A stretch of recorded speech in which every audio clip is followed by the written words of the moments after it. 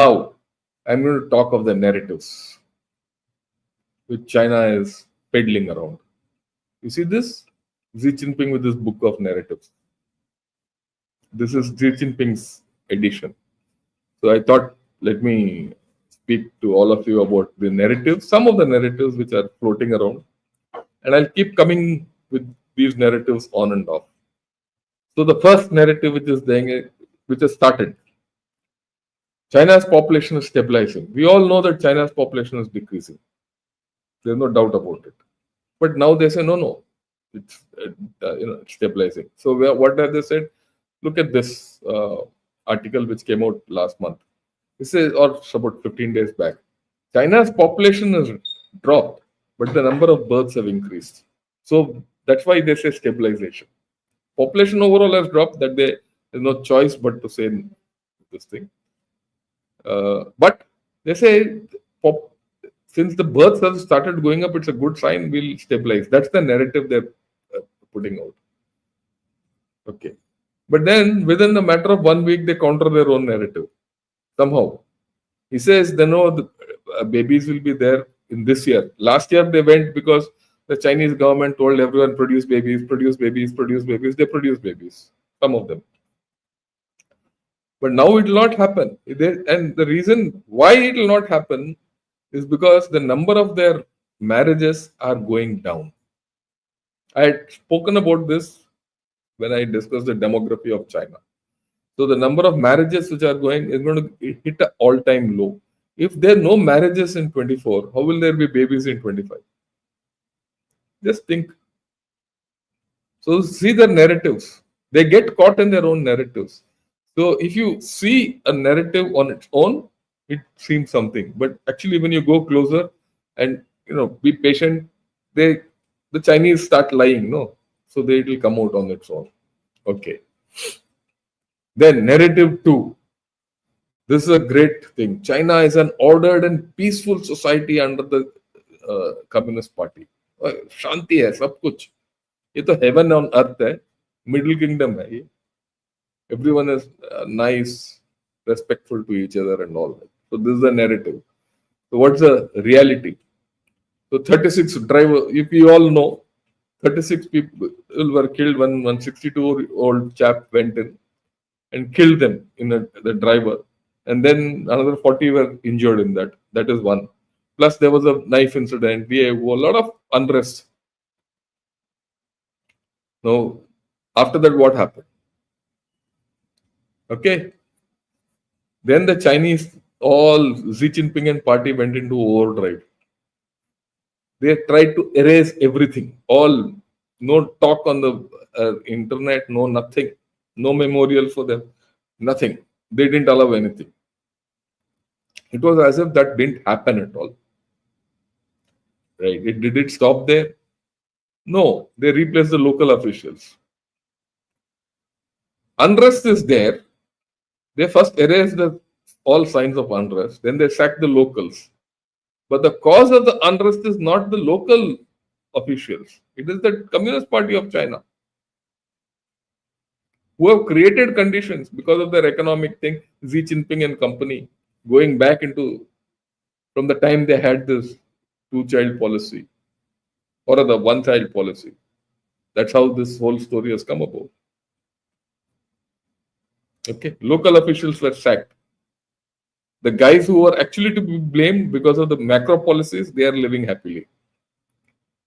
Okay, and then without any trial, nothing, he's been executed also. And there's people who are putting flowers and all finished. So the matter is over. It's all brushed on the carpet. But then Shanghai has written, it's this. He says, all this you can do. There is feeling within the people that comes out. He says, China authorities may struggle to address people's emotional needs. You see, these guys who are in Hong Kong, they have that little leeway to talk, and they are talking. They'll talk once in a while. If you keep tracking, it comes out. So there is problem underneath.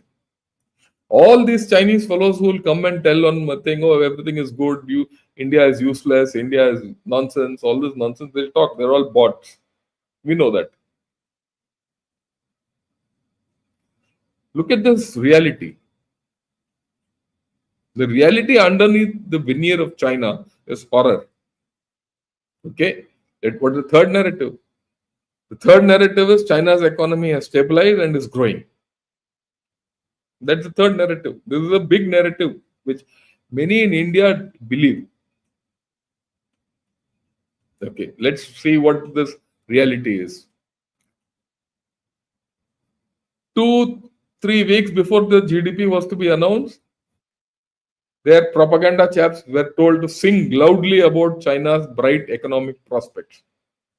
To Danka Bajao, pehle. Before the event, everyone was told you go everywhere and say, everyone should say China is doing well. Bas. Nothing else. Okay. Then Xi Jinping comes, he says, don't worry, everything is fine. We will reach 5%. So they reach 5%. We are on track. He also says, first propaganda that it will be 5%. Don't say everything good about the economy. Then this man comes and says we have grown 5%. Okay. Then, of course, like I said, 5% growth log, it's all published all over the world. And he says, because of the stimulus has worked 5% growth. And now they're giving another stimulus. We'll see the story after 2-3 months. Nonsense fellows. But yeah, ye batao, this is the Shanghai index. Okay. The stimulus, not stimulus, the whole story, of the GDP was announced here. This for this month, last 1 month.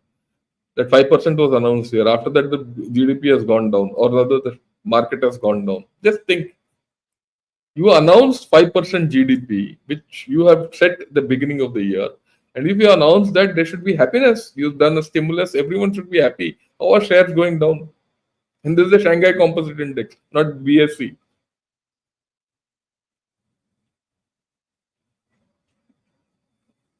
Yeah, our economy in this has not done well. So our stocks are going down, our shares are going down, our stock market is not doing well. But their stock market is doing, their stock is, their economy was supposed to grow very nicely. So what's happened to this Shanghai index? And you just see, this is over the past 3-4 months. You look at this, in here, this is when they started the stimulus in September. They gave the stimulus, pushed everything up. After 4 months, where are they? They are here. There's hardly here. They're hardly at the peak of last year. And it's going down. This is the reality. This is the narrative they're building, and this is the reality. Okay, is that all? Okay. The central government is telling the local governments, where you are all under debt, take care. Don't spend. So if they don't spend, the GDP won't go up. So don't have projects which you can't handle because they are all under debt. That's the biggest thing is local government debt, right? And then Shanghai has got a shock in consumption. Their retail sales are falling. This is what their headlines, not my headlines. Okay. Then their salary caps. People are not, they cap their salary. Why they cap the salary? Common prosperity. That's the story. But the fact is they can't pay. If they can't pay, they can't give more salary. If there are no more salary, there's no consumption. If there's no consumption, factories will go down. It's a cycle. They're caught in this deflationary cycle. But the narrative is they are not. Okay. Then their top exporting regions have already pared down their GDP. All this is in the past 10 days. He says, this fellow, he's done an analysis. He says, beyond quick stimulus, China needs deeper, more fundamental reforms. Just doing stimulus is not enough. You see, the problem with China doing all the stimulus is that at some point of time, China won't be able to do stimulus and the inflation will start going over the top. It'll happen. Just watch the fun. Yesterday's news. Their factory has in the contraction zone. Factory activity. It's called the PMI, Purchasing Managers Index. That's gone down. It's gone down below 50. Anything below 50 is in deflation zone. This is the actuality. See, the narrative is they've stabilized the economy, but this is the state. Today, 2 hours back, Guangdong, which is the manufacturing hub, okay, it's missed its GDP target 3 years running. This is and that too after all pump priming it and all fake everything. So this is the reality of China.